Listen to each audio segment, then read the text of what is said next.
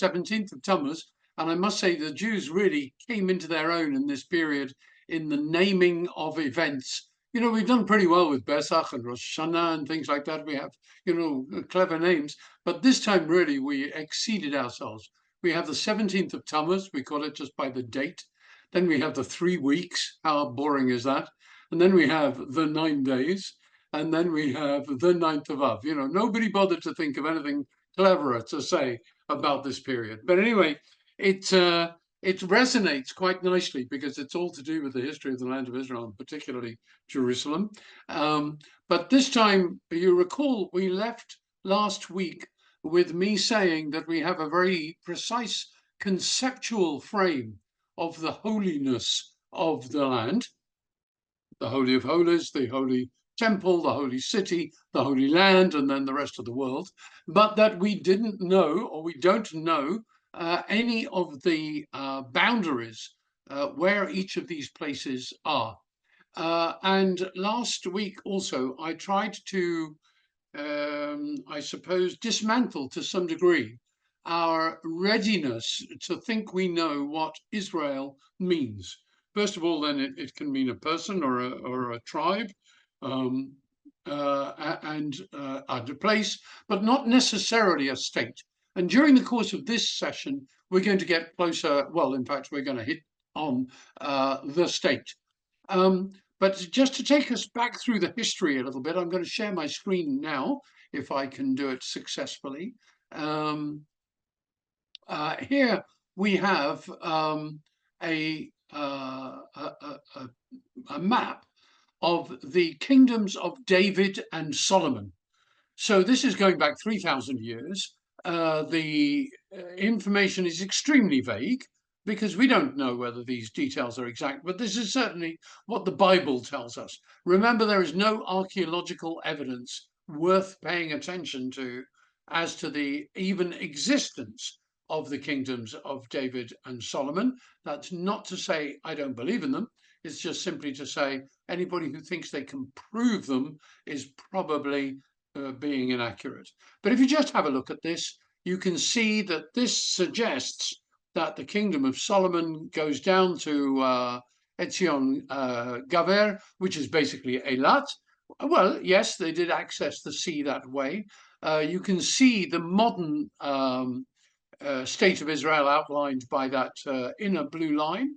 And you see the alliances and relationships and extent of Solomon's activities in particular, reaching all the way up past Syria into Iraq, and certainly most of Amman, most of Jordan there. Okay, so everybody can see that? Yeah, just nod if it's all pretty clear. We move on to the next slide. Here we have the 2 kingdoms. You remember I said they were divided. That's the kingdom of Israel, the 10 tribes, and that's the little kingdom of Judah. Once the kingdom of Israel is destroyed, the little kingdom of Judah carries on for about 150 years, and that's what's taken over by the Babylonians, that brown bit there. That's really not big. Can you see that we've got Gaza up here on the Gaza Strip, the coastal plain? That belongs to the Philistines, doesn't belong to the Jews. Right, there's the Dead Sea. Jerusalem is just there. Bethlehem, Hebron. So this is the West Bank. This is no doubt about it. This is contemporary, the disputed territories, the West Bank, Judea, whatever it is you want to call them. That northern bit's all gone. That's nothing to do with the Jews anymore. And then if we move on, let's go fairly quickly. That's Roman Israel, let's call it. You've got Judea. That's Judea. There's Samaria in the middle, and up here is Galilee. So this is Galilee. This is the bit which is ruled over by Herod. Okay, this brown bit here. And of course, there's Jerusalem in the middle of it again. Let's move on here. This takes us into the 19th century. So we're 100, 200 years ago now. And this just gives us a sense of the shape of the Mediterranean territory that we might be thinking about. This green line that you can see snaking through the area. This green line encompasses the Ottoman Empire at its largest.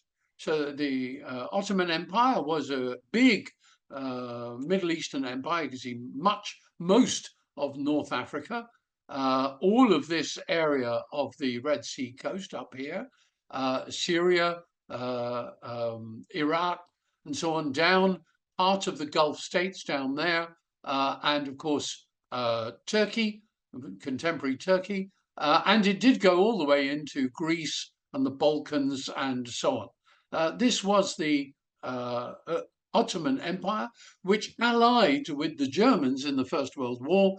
And so when they lost the First World War, all of this got broken up and distributed to various victorious countries. This yellow bit here is effectively what we would call Arabia. Saudi Arabia, it was never occupied by anybody. So that's Saudi Arabia. Here you've got British influence all the way around here in the Gulf and Yemen. Aden was a big deal for Britain, but all of these Gulf states had a relationship with Britain. And you've got Britain here in Egypt and Sudan. And the French and the British carved this all up after the First World War, leaving Turkey as a kind of smallish rump state just here, and all the rest of this carved up between the French and the British, along here also, French influence. And Persia, today's Iran, of course, also remaining independent, never taken over by any colonialist power. So that was the area in which the First World War was fought. And you know that the British government issued in the middle of the First World War in 1917 a declaration, the Balfour Declaration, which said that should they win the war, notice where they are here, they're in Suez, they're in Egypt, but should they win the war, they will secure or provide or establish or develop a homeland for the Jewish people in Palestine. Now, as you can see here in this map, there's nothing called Palestine. Okay, there's no word here called Palestine. You can see, this is all in French, but you can see Syria. Syria is not only Syria, but it is actually Syria-Palestine, right? The administrative area that the Ottomans described as Syria-Palestine. And of course, that also includes, there's Amman, that's Jordan, Lebanon, all of that is part of the Ottoman Empire prior to the First World War. Now, when we move on here, we see the British Mandate territory. Straight after the First World War, the League of Nations was established, or actually during the First World War, but the League of Nations came into being.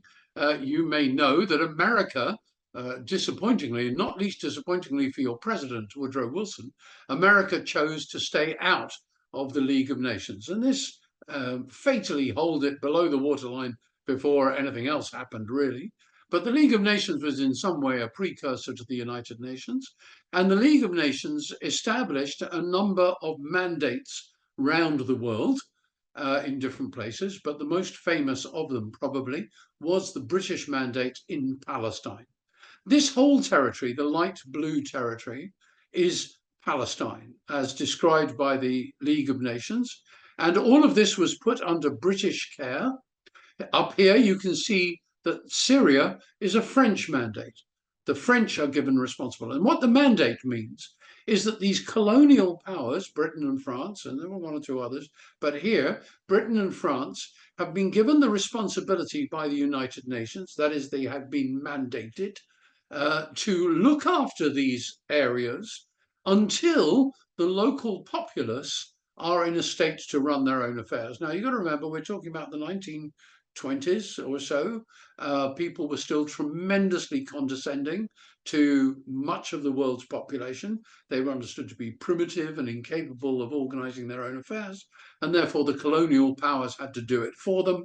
But here, they were not establishing a colony. France was not allowed to colonize Syria. Britain was not allowed to colonize Palestine. They were being given it, as it were, in trust, with the intention that they should eventually hand it over to the local populace. And that, of course, is eventually what happened with Syria. Notice no sign of Lebanon, right? Lebanon's up here. But Syria has always felt that Lebanon is part of Syria. Syria still furiously interferes with Lebanese affairs. And indeed, when Lebanon looked like it might recognize Israel, Syria very quickly moved in and made it clear that was not going to happen in the 1980s. Anyways, that's the British mandate as handed over to Britain in the first place. Now, as you can all see, I'm sure you all recognize, we've got bits of land here which were never part of the State of Israel, not least this huge chunk here on the east bank of the Jordan. That's the Jordan River, that's the Kinneret, that's Galilee, Lake Galilee, Kinneret, Tiberias, and that's the Dead Sea, right? And there's the Red Sea there.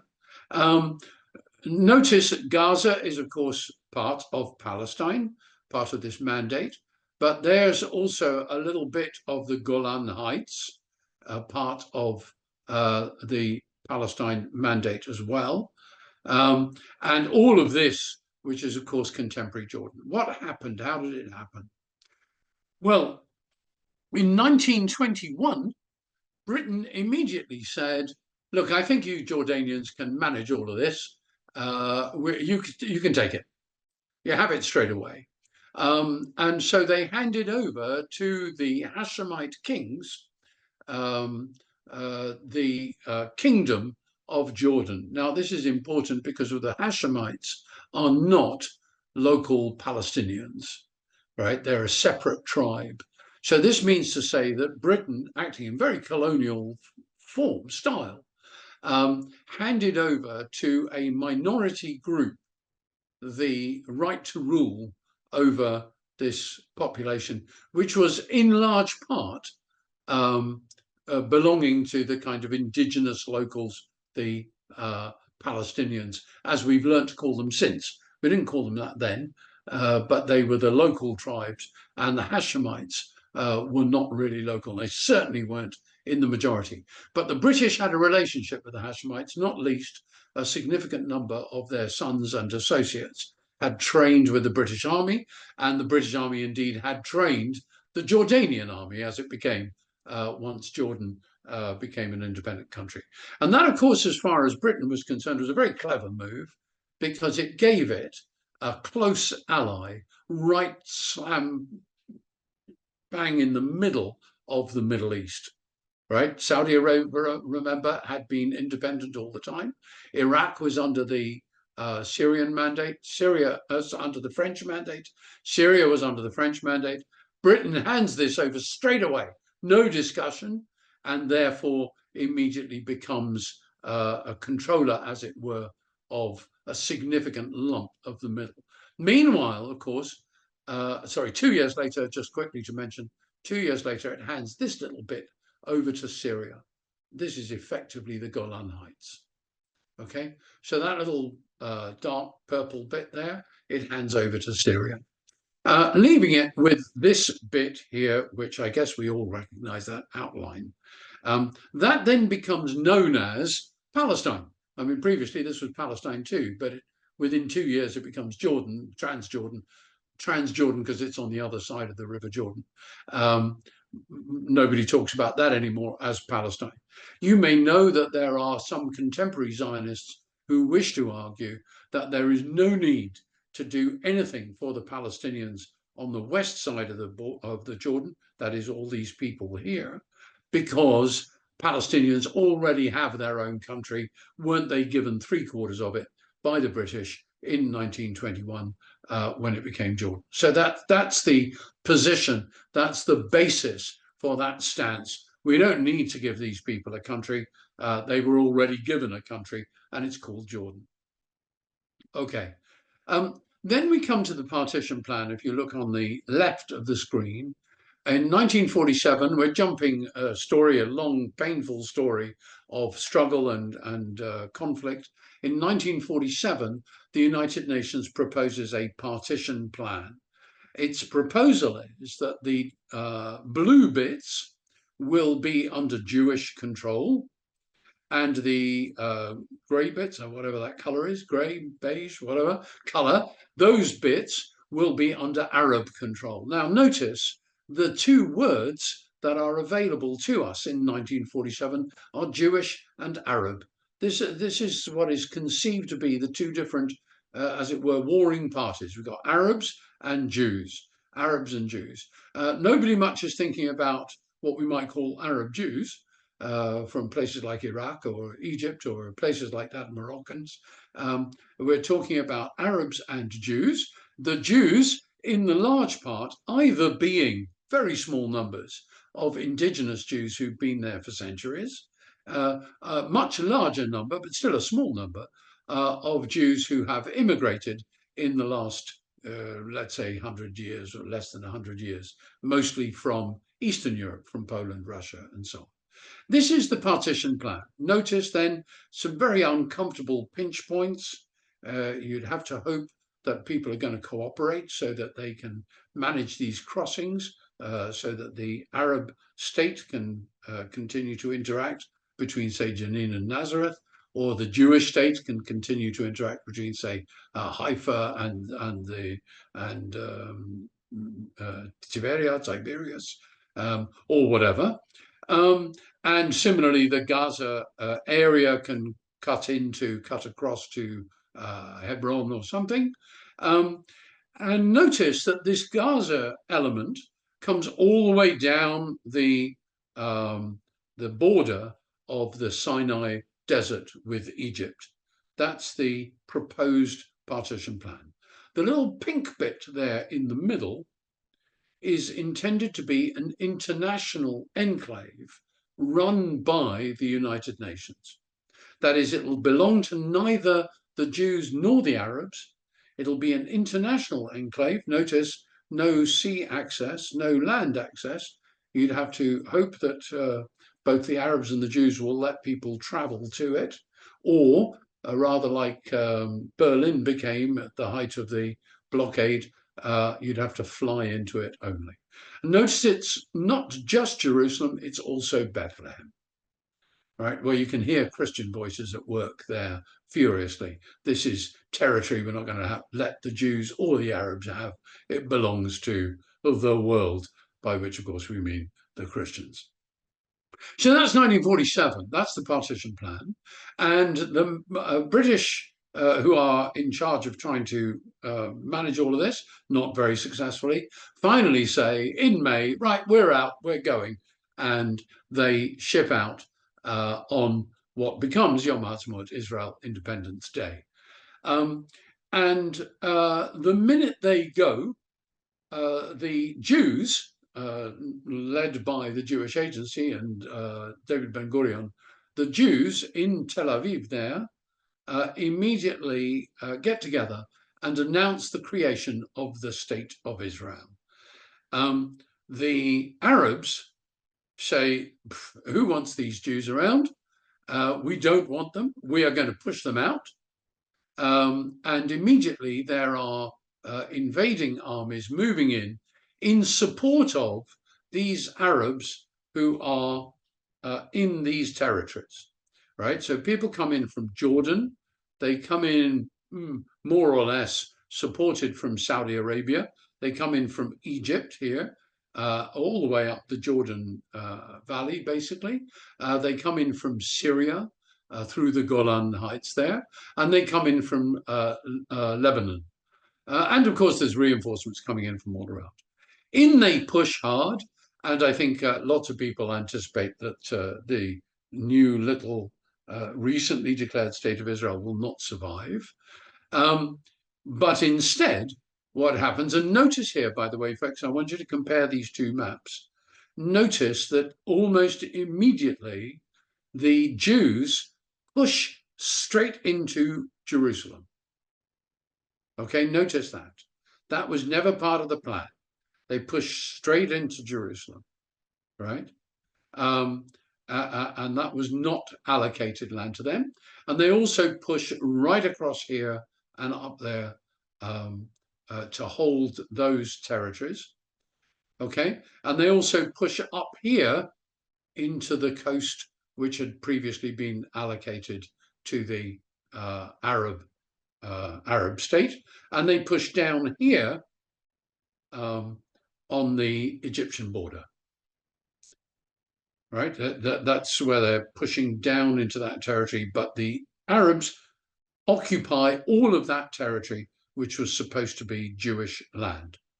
However, as you all know, the Israeli army, as it now is in its first week or two of existence, counterattacks and indeed pushes the Arabs all the way back to the map we broadly know and remember from 1948 to 1967. And so we end up with Cisjordanie, as the French call it, Transjordanie, this territory held by Jordan and the dispute over Jerusalem, east and west, Gaza, which is held by Egypt, because of course Egypt had come into Gaza and Jordan had come into the West Bank, and Syria holds its Golan Heights here. Lebanon retreats back into Lebanon. Okay. And here we are then, we end up with the 1967 map after the 67 war. Israel pushes Syria back on the Golan Heights. It occupies this West Bank area here, and it occupies the Sinai Peninsula right up to the Suez Canal. And very quickly, within a few years, it does a deal with Egypt and withdraws back here. Egypt decides that it's going to give the Palestinians the right to manage their own affairs effectively, and so does the Arab League in general. So that's the historical story, let's say. And now let's talk about how we get to be in the land of Israel at all. So we've established, obviously, it's the ancestral land of the Jewish people. I don't think anybody intelligent can dispute that. However, we may want to dispute the borders of it. Where exactly is the ancestral land, how much, and so forth. But somewhere around there, definitely the ancestral land of the Jewish people. For quite a long time, post-Romans, the Jews had been pretty well squeezed out of the land. That's not to say there were not Jewish settlements here and there, Jewish communities here and there, and certainly there were more Jews in the north, up in Galilee, than there were in the central band, and nobody much was trying to live down in the south in the Negev and so on. That was not an important territory for anybody much. But there were certainly Jewish communities there, and Jewish communities all around the world felt it their responsibility to raise money for the Jews in Eretz Israel, in the land of Israel.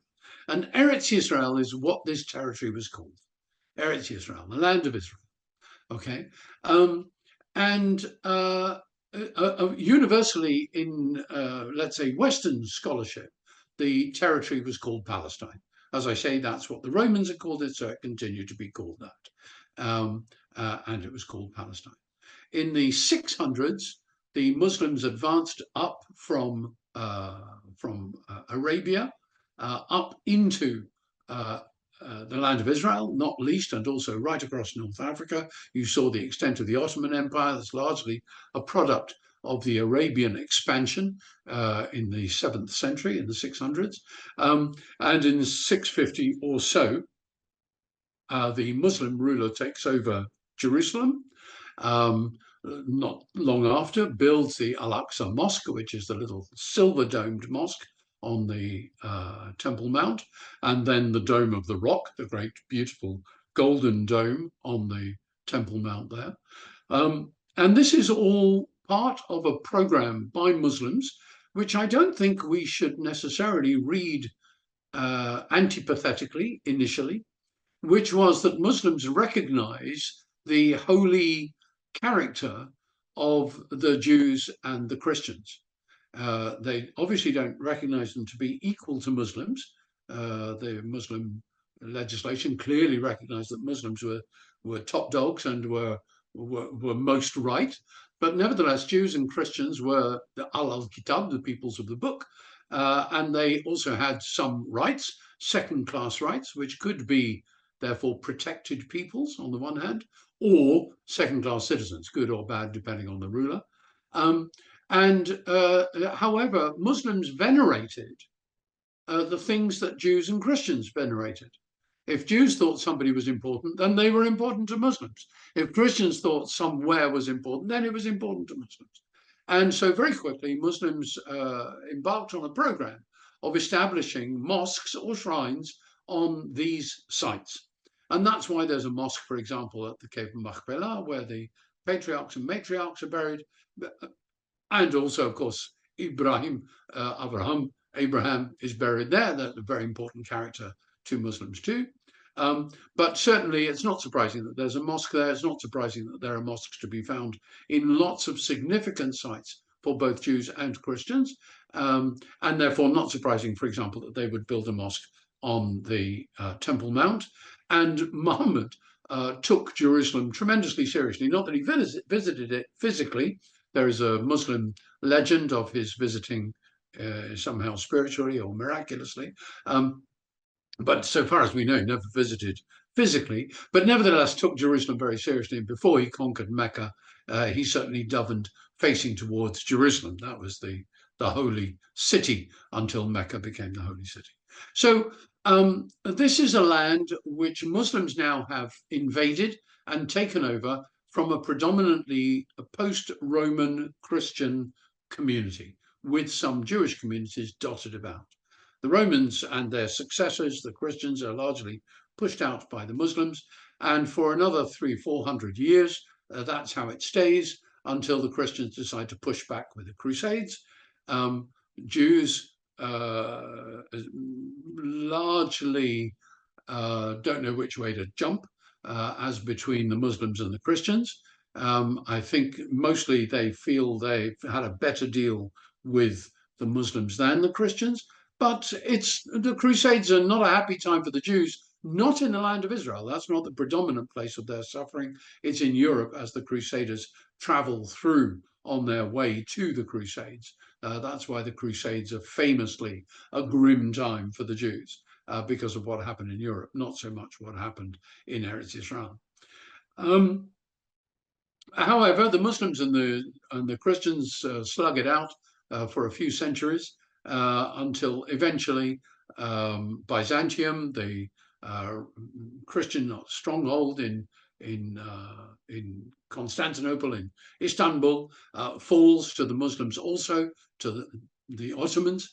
And from then on, the story of the land of Israel is a land dominated by Muslims, who largely leave the Jews to their own affairs. I mean, there are different levels of taxation and different legislations from time to time, but they're largely left to their own affairs.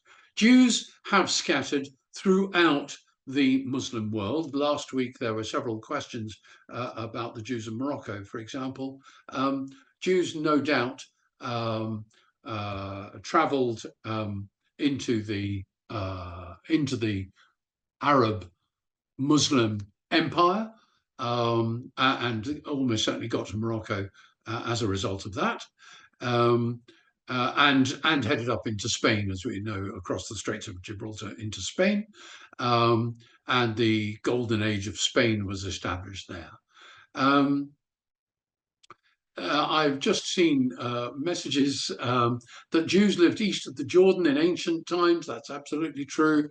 We don't need to worry about that. Jews lived in Arabia in ancient times. This is not a comprehensive history of the Jews of the Middle East. I'm just trying to concentrate us on the land. And Tybel is it Tybel? I don't know if I'm pronouncing it correctly, but Tybel has asked me, why is it Jews pushing, not Jews counterattacking, as in the Arabs attacked first? Guys, if you're going to do that vocabulary thing on me, I'm doomed. Okay, please take it from me. I'm on your side. Okay, now let's carry on. We can't, I'm taking the words that come first, but we don't need to be defensive about this conversation at all, right? You're amongst friends. We don't need to be defensive. So we have ourselves here land dominated by Muslims, or more specifically the Ottoman Empire, um, for several centuries now. During the course of those centuries, during the Middle Ages, there were various different groups predominantly in Europe, Jewish groups, who decided that they ought to go and live in the land of Israel. Various different motivations for them. There's a famous story, which might be legendary. I'm not sure we have any very solid evidence for it, of the 300 rabbis.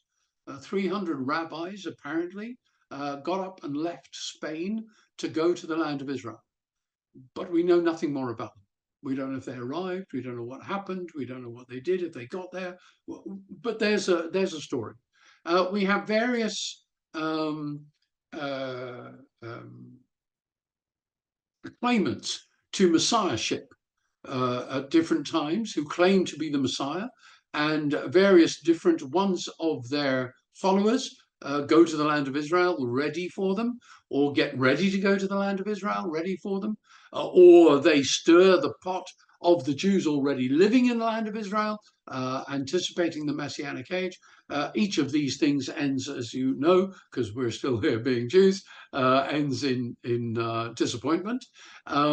But various different subgroups of Jews, for various different motivations, move to the land of Israel. In the late 18th century, early 19th century, as Hasidism is picking up, there are various Hasidic rebbes who take with them a band from Poland or Ukraine, as it now is, Russia, as it would have been then, to settle in the land of Israel.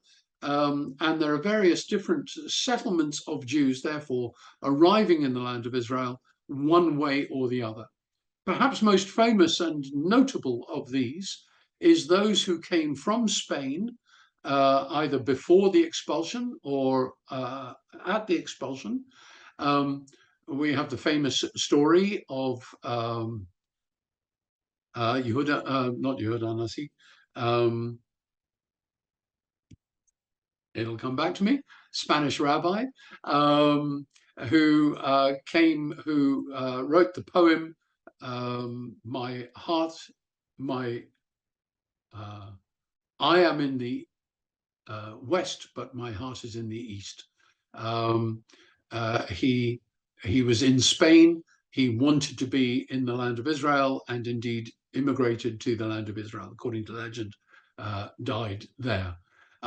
You have Maimonides, who was born in Spain and fled Spain as a result of a Taliban-esque assertion of a very fundamentalist style of Islam, which put both Christians and Jews under pressure, disrupted the Golden Age, as it was called, very severely. His family left, and probably left with the intention of going to the land of Israel, but eventually landed in Egypt and settled in Fustat near Cairo, and remained there. And so far as we know, made no further attempt to move to the land of Israel. This gives rise to debate or dispute, perhaps. Yehuda Halevi, somebody's written, thank you very much indeed, Yehuda Halevi. This gives rise, the guy who wrote the poem, the rabbi from Spain, yes, I said. Okay.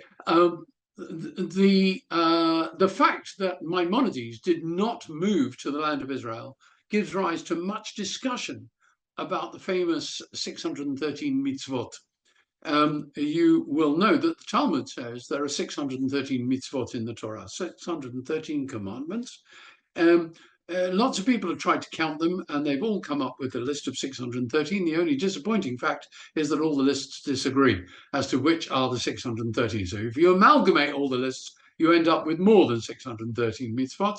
And I think this is a classic example of Jews lacking any sense of poetry.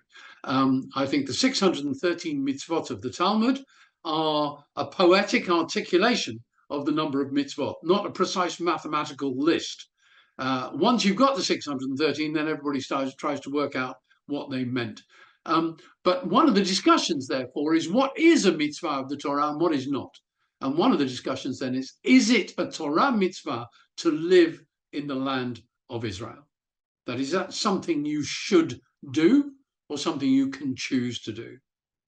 Many different opinions on this, but just let's remember that I think we said this perhaps before, that when the Israelites were coming to the land of Israel under Moses, 2.5 tribes said, actually, we quite like it here in Jordan. It's very pleasant.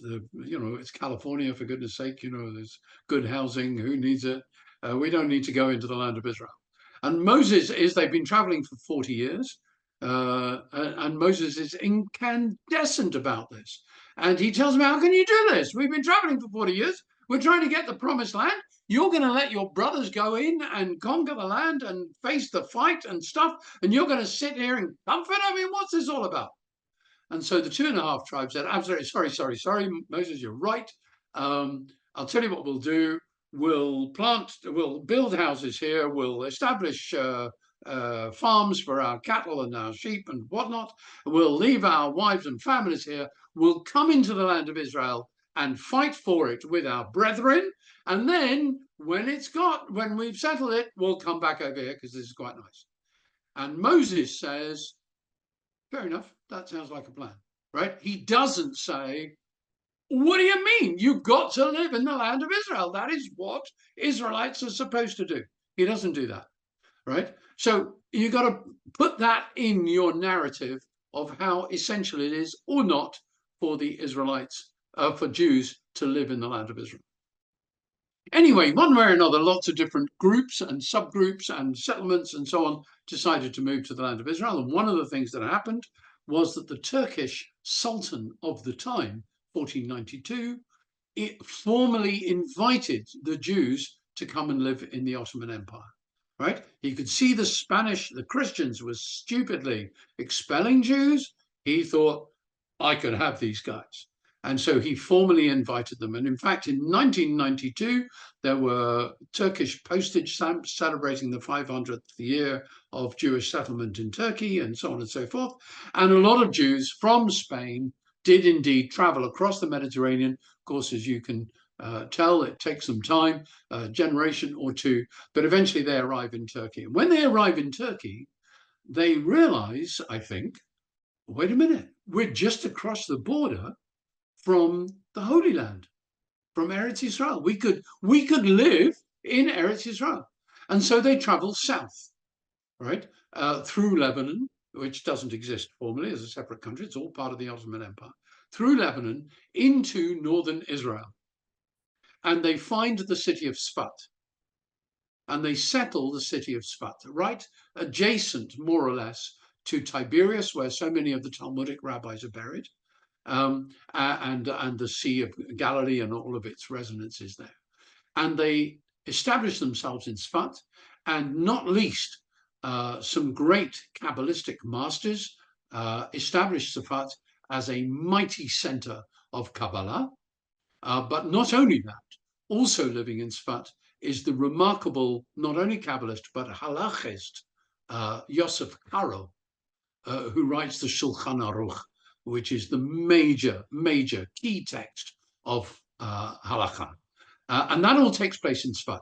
What's interesting now then, guys, is this hugely dedicated group of leading rabbinic scholars, both halachic and Kabbalistic, so you kind of got both strands going on there, right, arrive in Sfat, and none of them thinks it's essential to move down to Jerusalem.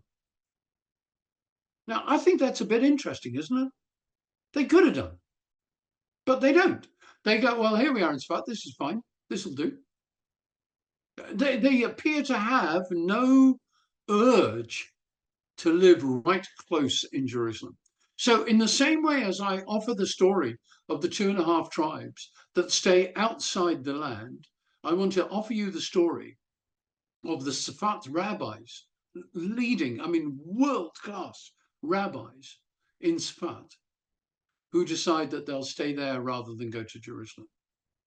And I offer those two stories to you, not in order to give you an answer, but to plant in your minds a question, all right, which is simply, the narrative that we have had over the last so many decades or 100 years or so, which posits that there is only one narrative arc in relation to Jews and the land of Israel. Is that true? Is there only one narrative arc, or is it just what has happened? So during the course of the last bit of this session and next session, we'll be exploring that still further. But let's now move forward into the mid 19th century, so the sort of 1840s, 1850s. Jews are emerging from the ghettos. They're starting to be able to benefit from the Enlightenment, especially in Western Europe. And they are, of course, being affected by the growing atmosphere of ethnic independence. So different subgroups, folk groups, ethnic groups throughout Europe are starting to flex their muscles and assert the right, the need, the right of different ethnic groups to have some control over their own future and identity. These arrangements are different in different places, but of course Europe is still dominated by a major empire, the Austro-Hungarian Empire. You've got the Ottoman Empire kind of running across the southern end of things. And you've still got the Roman Catholic Church, hugely influential in the south and southwest of Europe. So in these different places and in these different empires, different subgroups, it could be in the Balkans, the Serbs or the Bulgarians, or these different groups are all starting to say, should we not really, manage some of our affairs in some way? This was not necessarily a political move.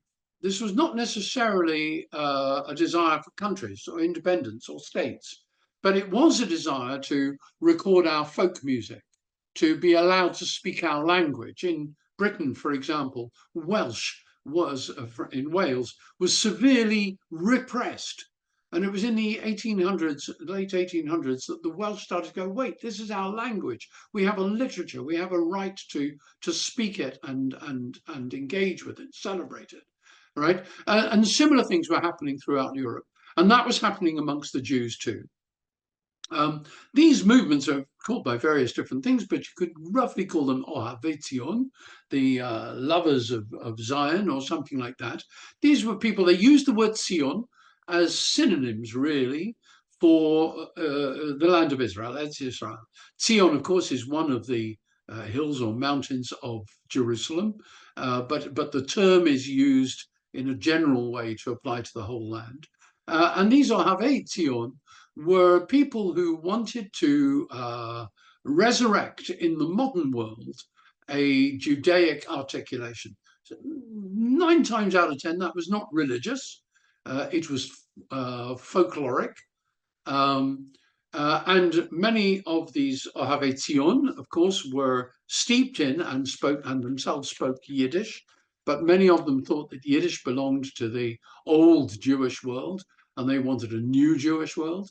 So they're very attracted to the idea of the resurrection or reconstruction of Hebrew, which until that time, pretty well no one had spoken in a colloquial way for 2,000 years. Remember, even in Roman times, Jews were not speaking Hebrew to each other. They were speaking Aramaic to each other. The common language was Aramaic. Jews didn't speak Hebrew probably even in the Maccabean kingdom. But one way or another, certainly in Roman times, they weren't speaking Hebrew to each other. Rabbis corresponded in Hebrew in much the same way as Roman Catholic priests might correspond in Latin. But it wasn't an active language in that sense. You'll all know the Ben Yehuda attempts to resurrect the language. He wasn't on his own, created a dictionary and new words for new circumstances. But into the midst of all of this comes uh, the project of political Zionism.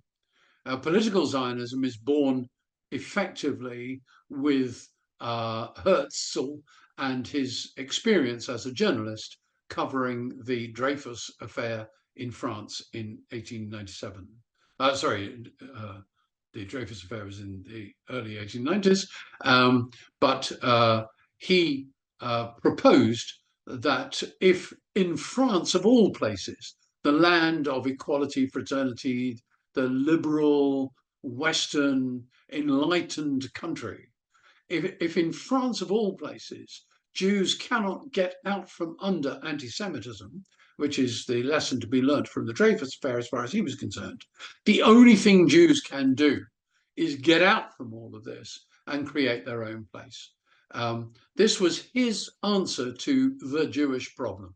Lots of people were trying to grapple with the Jewish problem, and this was his answer to the Jewish problem. Get out somewhere, go and find some place where we can run our own affairs.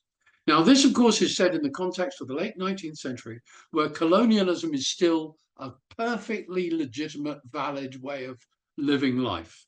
And you can imagine going somewhere or other, somewhere on the planet, and establishing your own place and living your own life. Herzl frames it as a political endeavor. So he's not just saying, let's go and make a little settlement somewhere and we can all speak Hebrew to each other or whatever it is. Herzl didn't want anybody to speak Hebrew anyway. His new state was going to have lots of provinces in it. One province would speak English, another province would speak French, another province would speak German, and so on and so forth. His model was a bit like Switzerland. And this would be the place. And it would be for Jews. Of course, it wouldn't be religious. You understand, Herzl had no intention of anything being religious, but it would be for Jews. This was an ethnic endeavor, but it was translated into a religious thing. As a result, Herzl too had no particular allegiance to the land of Israel. I mean, it was a place, it was a possibility, but any other possibility would do as well. But he very quickly realized that the emotional core of the Jewish people, if he was going to win people into his project, it was going to have to be the land of Israel. And so the project was labeled Zionism, again, the term Zion, as the place, the name for Eretz Israel as well, Zion. And so Zionism was born, the first Zionist Congress in 1897 in Basel, took place in Basel eventually because it couldn't take place where it originally was going to be. And so on at that event and in subsequent congresses, the concept of a Jewish state was born and pursued. And then it got its major fillip in 1917 with the Balfour Declaration, which was for the first time public recognition by one of the major world powers that the Jewish desire for their own place could be sanctioned by the people with the power to make it happen. Now, notice the Balfour Declaration talks about a homeland. It does not talk about a state. Talks about a homeland. And probably its anticipation when Balfour was talking about this was that it should be, again, some kind of a colony under British protection or British supervision or British control, in which Jews could live out their lives. And of course, by this time, increasing numbers, small numbers, but nevertheless increasing numbers of Jews had been making their way to the land of Israel and establishing settlements here, there, and everywhere. Many of these were agricultural, like the kibbutzim, the famous kibbutzim, indicating that many of those early settlers were hardline left-wing communists or socialists, giving rise probably to the only genuine, long-lasting communist living experience probably anywhere in the world. Those kibbutzim. Very few of them left now fully communist, or even one would say probably fully socialist, but nevertheless, there they are. And of course, others establishing urban settlements, Rishon LeZion and places like that, but most famously, of course, Tel Aviv, which was established on effectively empty ground right next to the ancient city of Jaffa. So now we've got Jews living scattered around in the land of Israel after the First World War under the mandate control of the British, with a kind of a promise that they could have their own homeland, and the League of Nations promise that in fact this should be handed over, at the very least in part, to the Jews. And that, I think, is where I'm going to leave the story today. We're going to have a few minutes for questions. Somebody's just asked me, Maria, was there a political reason to make a distinction between homeland and state? Say in the modern sense, the two words have become interchangeable. Well, I want to stress they are absolutely not interchangeable. They are of massive political distinction. We carelessly use them similarly, but a homeland, to take a simple example, you might want to argue, I mean, I don't think Native Americans would want to, but you might want to argue that some of the reservations or territories of the Native American nations are homelands. Certainly their ancient territories would be homelands. And it might be that some restitutive American government sometime or other will allow the Cherokee or the Sioux or whatever to return to their homelands. But they'd be a lot less relaxed if they wanted to establish a state. Right? So the term homeland and state are very, very different, both in intent and in consequence. I haven't got any other questions. So I have a few on my end. I'll start with a couple small factual ones, and then we'll maybe have time for a larger one. One was regarding the partition plan. What was the purpose of having non-contiguous sections for both Arabs and Jews? This like very weird partition, or where did the logic come from, as it makes it so difficult to navigate? Okay, it was entirely built on where the people were living.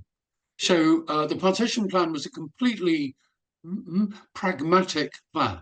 What it tried to do was say, okay, this is where most of the Arabs are living, this is where most of the Jews are living, therefore this should be the Jewish state and that should be the Arab state. Oh dear, they're disconnected. Well, maybe we can make some kind of a hook or a link between them. It is important to remember that there were Jews around from the 19th century, from those Ohavei Israel, before the founding of political Zionism, who readily recognized that there were people already living there who were not Jews. Famously, for example, a guy called Israel Zangwill. Zangwill was a contemporary of Charles Dickens and was known as a kind of great Victorian writer. He's the guy who coined the term melting pot to describe the population in the East End of London that he experienced with the great immigrations from Eastern Europe. Israel Zangwill was a great supporter of what we might call cultural Zionism, right? But he said categorically, it is absurd to try to establish a place where a people already lives.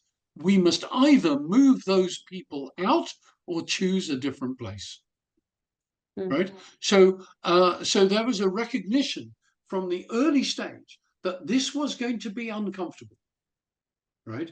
There was already an established local population that was not Jewish, and somehow or other this had to be finessed. And the battles that the Jews and the Arabs fought pretty well from 1917. There were various different attacks. Certainly the Arabs were vicious towards the Jews. Many of you will be familiar with the Hebron massacre and other massacres that happened. You might be less conscious of or less self-conscious about the very vicious attacks of the Jews against the Arabs. We have to remember that there were some very aggressive Jewish attacks on Arabs as well in those interwar years. And those attacks, of course, accelerated after the Second World War, partially because of Jewish desperation. Now we knew the Holocaust, and we knew those floodgates holding back the refugees from Europe, and the realization too that the British had prevented a significant number of refugees from Europe in their attempt to kind of hold the balance between the Arab and the Jewish populations of Palestine. So the Jews became more desperate to force the hands of the international community so that they could get their country and let in all of these refugees on the one hand, and on the other hand, the Arabs became more desperate because they could see the Jews becoming desperate.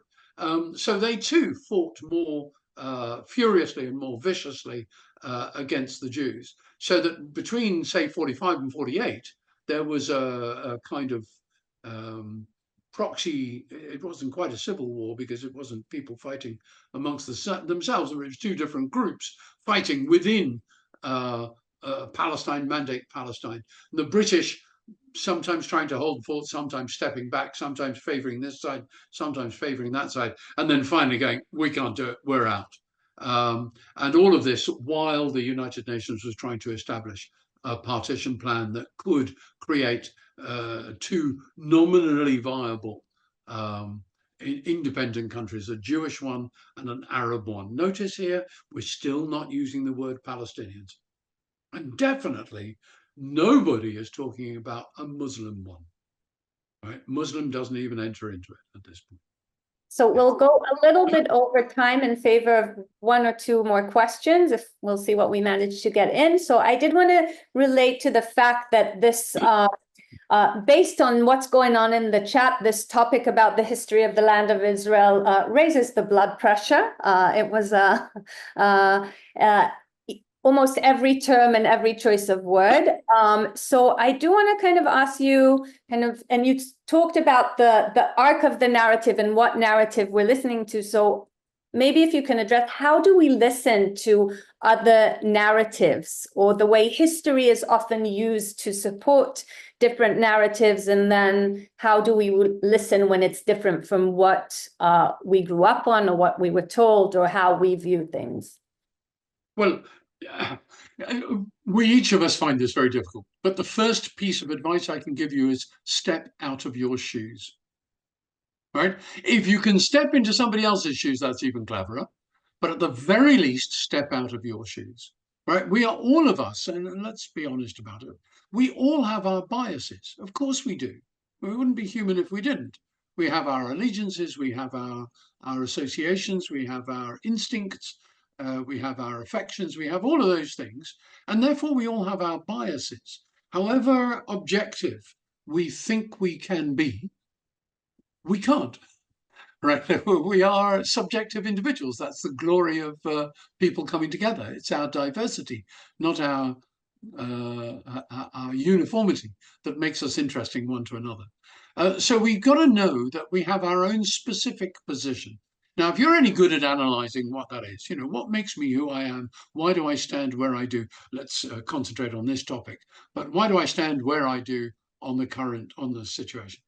Don't answer it in a casual throwaway with, well, because it's obvious, because it's common sense, because every sensible person should think that, or something. At the very least, have a moment's humility to say to yourself, yeah, but lots of other people think differently, right? And they're not all stupid, and they're not all haters. Now, they could all be misled. That's possible, right? But what is it that misleads them? What is the story they're telling themselves? Now, there are some people who are malevolent in this process, who deliberately wish to misrepresent stuff, right? There is a strand of activity on the part of Palestinians and those who support them, for example, to try and deny any Jewish association with Jerusalem. Right? They can't find the archaeological evidence that underpins the narrative, and therefore they're trying to go, yeah, it's not there, forget it, it's not there, it's got nothing to do with the Jews, they just made the story up, and so on and so forth. Right? Now, I think that's just either boneheaded or malevolent. It's one or the other. It's stupid or it's vicious, right? I'm not going to give that narrative the time of day. But the narrative that says we've been here a long time and we have an allegiance to this place, it matters to us, we care about it, it belongs to us, is something which is a little harder to simply go, what's that got to do with it, right? And therefore, we have to recognize it. And if we can try and understand it, that would be a good thing. And if we could try to honor it, it would be even better. I don't mean to say give into it, concede to it, say, well, in that case, if that's what you say, fair enough, you, right? I'm not saying that at all. But at the very least say, here is a position which deserves some level of respect, at least to the point that I'm going to think about it on a human level and not immediately engage in a knee-jerk defensive, you're my enemy, I hate you, right? It may be, as the former chief rabbi but two in the UK said, two rights often make a wrong, right? It may be that. It may be that the other side, the non-Jewish side, has no rights in this matter. It may be they're completely wrong.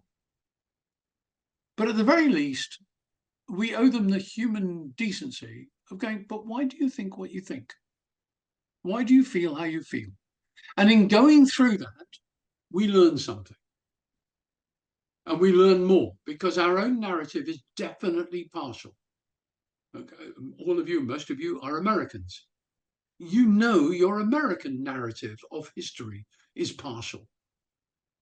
Right? You all think you won the Second World War. Well, you didn't. We did, right? You just came in and joined in, right? We all have our narrative, our partial narratives, right? We all hear the story from our own perspective. Sometimes when somebody else offers a divergent position, we can more or less accommodate it. In other instances, we just simply rubbish it and don't give it a second thought. And that is, I think, extremely unhelpful and also, let's say, intellectually dishonest. Now, there are some positions, as I would say, which are malevolent, which don't deserve the time of day. That doesn't mean to say you shouldn't try and understand them, but you don't have to respect them. And then there are other positions worthy of respect and understanding, which you still don't have to agree with. And then there are other positions which you might find yourself grudgingly slightly agreeing with. Well, maybe the position I held is a little unsympathetic. Perhaps those other people have a point of view that deserves somehow building in to my point of view. Right? I don't know. Each one of us will take our own position. What I'm trying to do in this is I'm trying to provide you with as much background information that you can from as non-partisan position as a Jew who is deeply, deeply committed to Israel as a Jewish state, as non-partisan position as I can offer, right? I'm certainly not a my country right or wrong man. I'm not that in Britain and I'm not that in Israel. And I hope none of you is that in America, right? You can all recognize that our countries can do stupid, stupid things and sometimes quite horrible and shameful things, right? So we don't have to pretend to that to be passionately committed to the well-being of a country in general. That's certainly where I stand as far as Israel is concerned. But that doesn't prevent me wanting to say, guys, think about this one, understand this one. These are elements. And that's going to happen more in the third session, of course. And if any of you are finding that tricky, I suggest you take some Valium or something before the next session, so that you can live through it calmly. I don't want to upset anybody, but I certainly don't want to sugarcoat anything that deserves clear thought. Clive, thank you very much. I will say there is another question. I'm going to keep it for the next session because I think it will tie in nicely. So, Joe, I didn't forget. I'm just going to keep it for the next one. If I can just quickly slip in, David Goldstein asked me a direct question, and it's a very simple one to answer. He says, how important was Christian Zionism in the establishment of the State of Israel? Broadly, I would say not at all. Christian Zionists, as we know them now, are a comparatively new phenomenon. That is not to say that Christian attitudes to the Jews and Israel started going really in a serious way in the early 1800s and were quite significant in a certain way. But these were not Christian Zionists as we now recognize them. And a significant proportion of Christian Zionists today only want the Jews in the land of Israel so we can all be smashed to a pulp so that the second coming can take place. They are not necessarily our friends. But we may want to discuss that on another occasion. Clive, thank you very, very much. For those of you who asked, the recording of the first session will also be added to the follow-up email of this one. Thank you for being here with open minds and open hearts. Thank you, Clive, for taking us on this journey. And we look forward to seeing you in more CSP programs. Toda rabba. Thank you. Bye-bye.